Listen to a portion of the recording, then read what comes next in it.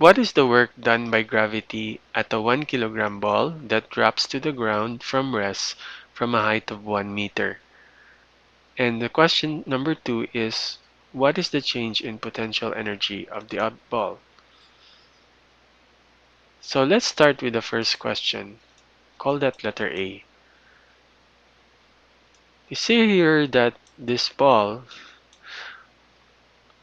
is 1 kilogram and it starts from rest, so its initial velocity is 0 meters per second. And it drops from a height of 1 meter. What is the work done by gravity? Recall that work is Fd cosine phi. So the formula for work has F, which is the external force acting on the object. D is the displacement of the object, the magnitude of its displacement. And cosine phi. Phi is the short angle between the displacement vector and the force vector. In this case, the force acting on the ball is the force of gravity, and there's no other force acting on the ball. Force of gravity or weight, which is equivalent to mg. Okay. Here, the direction of our force is downwards, and the direction of our displacement is also downwards. So there is no short angle between them, just 0 degrees. And cosine 0 is actually 1. So our equation simplifies to F times D. And we established that our F is just the force of gravitational force, or weight, mg. And our displacement is 1 meter. Substituting, this is the work done by gravity that's equal to mg times d, where the mass of the ball is 1 kilogram, g is 9.8 meters per second squared, and d is 1 meter. That will give us 9.8 joules is the work done by gravity as a ball drops to the ground.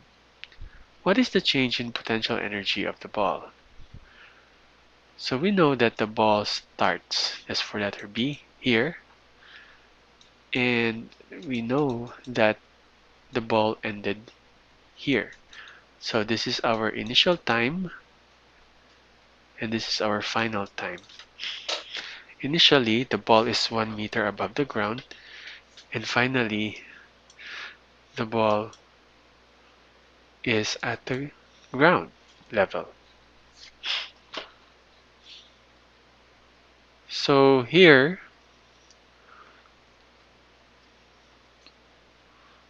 in order to solve this problem, we need to recall what I said earlier, or I mean in the previous video, that the potential energy of this ball at the initial part of this diagram is just equal to the work done in lifting that object. So one way we can calculate the potential energy of this ball, katong napa siya sa 1 meter mark, is that we still apply the work formula, Fd cosine phi, and we try to figure out how much work did it take in the first place to have lifted that ball to 1 meter height. So we're lifting upwards, and the displacement is also upwards, so cosine phi becomes 1. And as I mentioned, if you recall my last example in the previous video, the force that we need is, it should be upward, but it should match the weight of the ball. so that the ball, that's the minimum amount of force you are required to be able to lift the ball. And d, mg times d. Actually, we're gonna get the same result, 9.8 joules. So therefore, the potential energy initially is 9.8 joules. Remember, we obtained this by trying to calculate how much work it requires to lift that ball up in the first place. And we define the potential energy at the final mark to be 0 joules. Because we didn't do anything to lift it up, because it's already, how do you lift something up from the ground to the ground? So you just basically did not touch it. It's right there. So what is the change in potential energy of the ball? Change in potential energy is potential energy final minus potential energy initial. And our final potential energy is 0 joules. And our initial potential energy is 9.8 joules. Positive, but since there's a negative sign, it becomes negative 9.8. Can you compare now the answer of sa A and B? They are the same, but except for the sign. Therefore, we can conclude from this example a very important result, that the work done by gravity in this example is just equal to the negative change in potential energy. How did I get that? Well, as you can see here, work done by gravity is positive 9.8, but the change in potential energy is negative 9.8.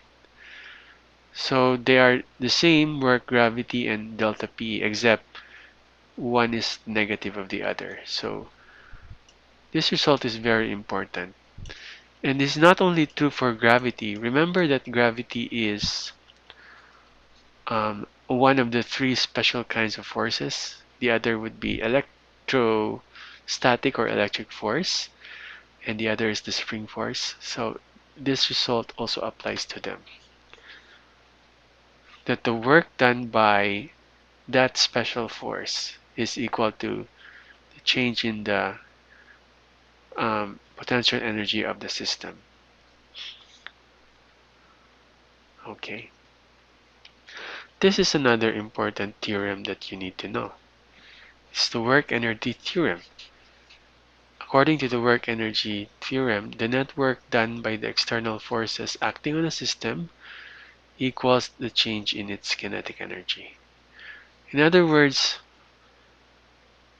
when you have an object and there are lots of forces acting on the object, and these forces cause the object to move at a certain displacement, then that object will have a change in kinetic energy. And maybe let me remind you what the formula of kinetic energy is. It's 1/2 mv squared, and it is the energy associated with an object that is moving. It has a velocity.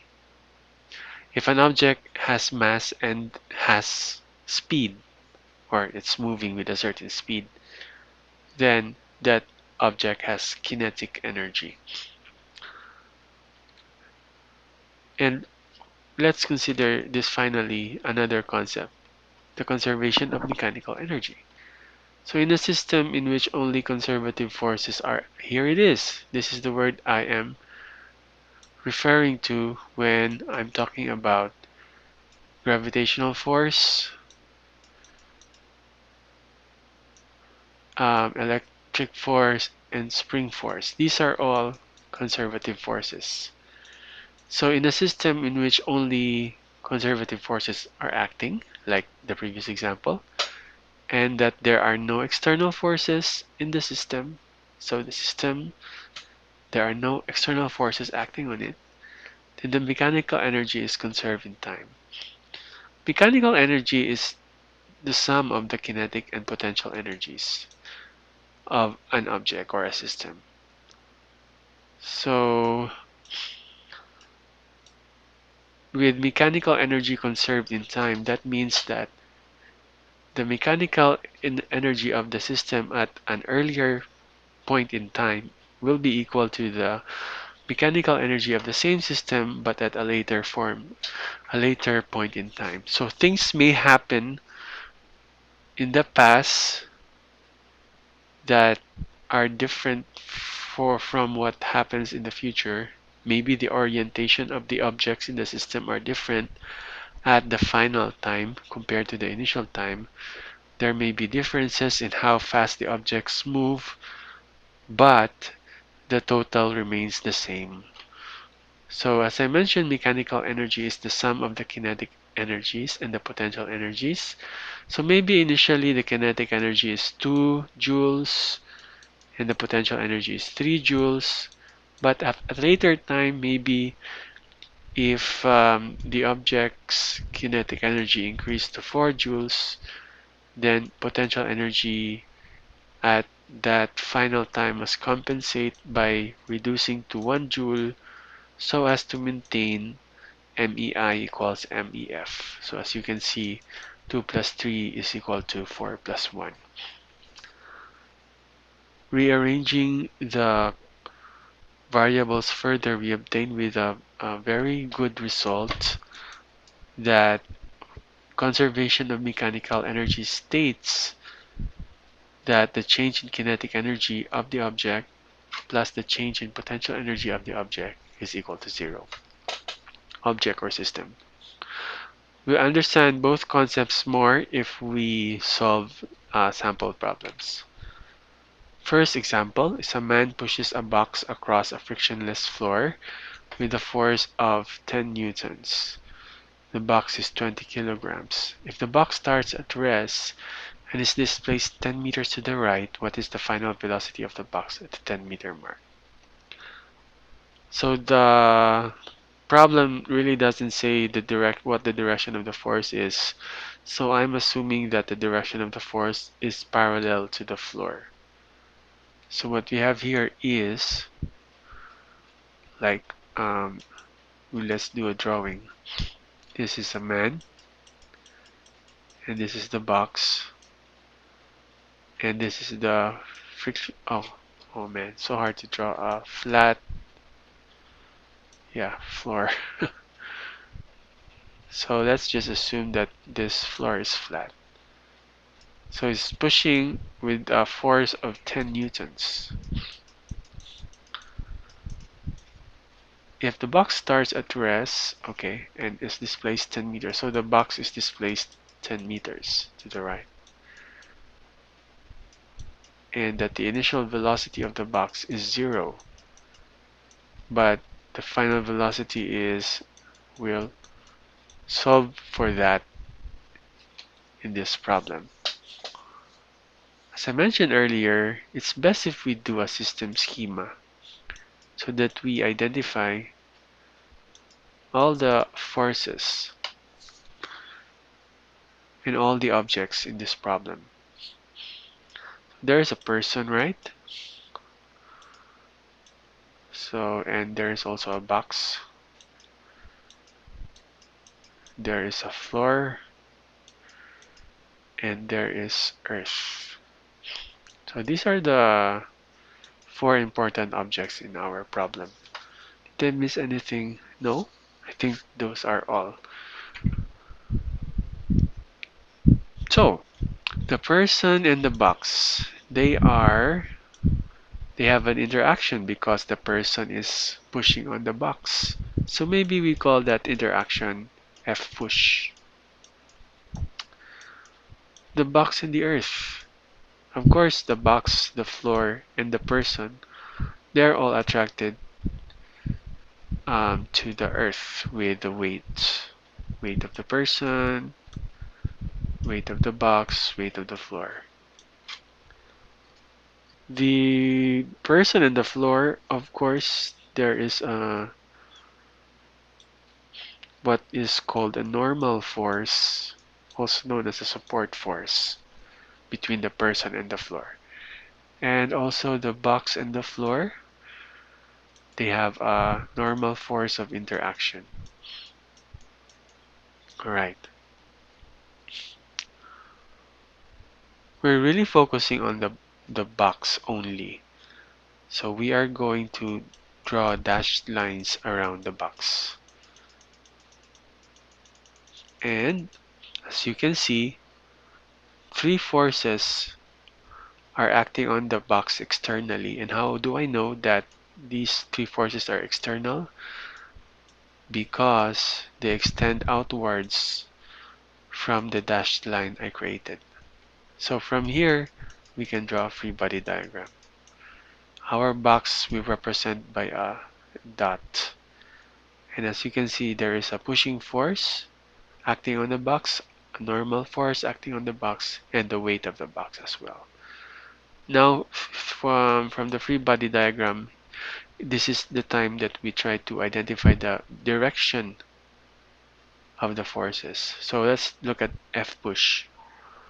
We know that F push is to the right and 10 newtons. How about this Fn? Normal force is always perpendicular to the surface, and the box is resting on the floor, so perpendicular to the floor is the normal force. The box is also has a weight force, and that is always pointing radially outward, downward, not radially outward, downward towards the center of the earth. So these are all the forces.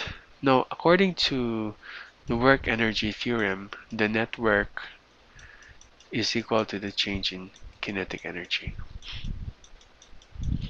And the net work is just the total work done by all the forces acting on the system, which happens to be just the box. And it's a good practice to just write all of the work done by the normal force plus the work done by the pushing force plus the work done by the weights of the box. And we're including all three because these are the three forces that are acting on the box. And they all have the potential to do work because forces can do work. However, we do know that the displacement of the box is to the right. And um, if you look at the normal force is upward, and the displacement is to the right. So that the angle that the short angle between the normal force and the displacement is 90 degrees. And cosine 90, because the formula for work is FD cosine phi, where phi is the short angle between F and D. Cosine 90 is 0. So therefore, the normal force does 0 work. So that's good. That makes our life easy. Can you see another force that also makes a 90-degree angle with the displacement? Yeah, the weight. The weight of the box does not contribute to the net work because it forms a 90-degree angle with the displacement. So it doesn't contribute to any work. What we have left is the work done by F push is equal to the change in kinetic energy. But change in kinetic energy is kinetic energy final minus kinetic energy initial. And kinetic energy initial is 1/2 mv initial squared. The formula for kinetic energy is 1/2 mv squared.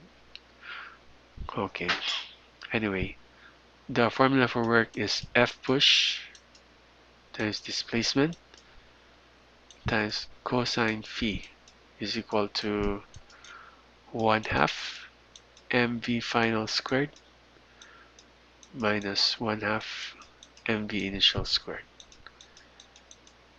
Our F push is 10.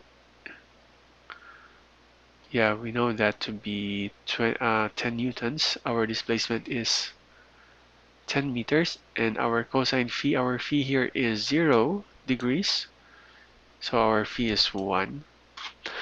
It's 0 degrees because the direction of the push is equal to the displacement. So F push D equals 1/2 mvf squared minus 1/2 mvi squared. However, our object started at rest, so initial velocity is 0, which makes this whole expression equal to 0. So what are we left with? F push D is equal to 1/2 mvf squared. From here, it's just a matter of deriving for vf, and you will find if you do the, if I allow me to do the shortcut, it's just the square root of twice F push over m. And my calculator will tell me that that value is 2 times 10 is 20 divided by 21.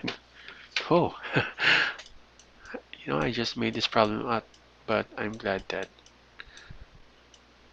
I got a very special answer. This video is too long, so I'm gonna stop right here. Thank you.